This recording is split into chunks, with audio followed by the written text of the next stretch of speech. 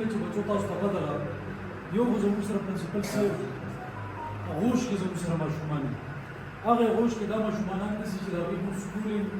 د هغوی مونږ هاسپټلینګ د هغوی چای ډوډۍ د هغوی هر څه چې دي دا الخدمت فاونډیشن کې د هغوی ټول ترتیب مونږ کوو او په هغې په یو ماشوم باندې زمونږ ماهانه 20,000 روپۍ خرچه راځي بیا دا چې د هغې نه علاوه الخدمت فاونډیشن کوم بچي چې دا ستاسو مخې ته ناست دي دا به دې زموږ په دې سیلابونیر کې تر اوسه پورې 130 ماشومان دا داسې ماشومان موږ ساتو چې دوی په خپل طبیعت په خپل سکول کې سبق کوي دی چې په کوم کلي کې د خپلې مور سره او په خپل طبیعت کې په سکول کې سبق کوي د دې یو ماشوم باندې زموږ سالانه 66,000 روپۍ خرچه راځي او دا ماشومان دا څنګه چې دا مشران دلته ناست دي دا په شان دي زموږ په دې ضلع کې ډېر ښه خلک داسې دي موږ هغوی ته خراج تحسین هم پېښ کړو چېرې دا موږ نن پاسو چېرې ماشوم فرسټ راغلی دی سیکنډ راغلی دی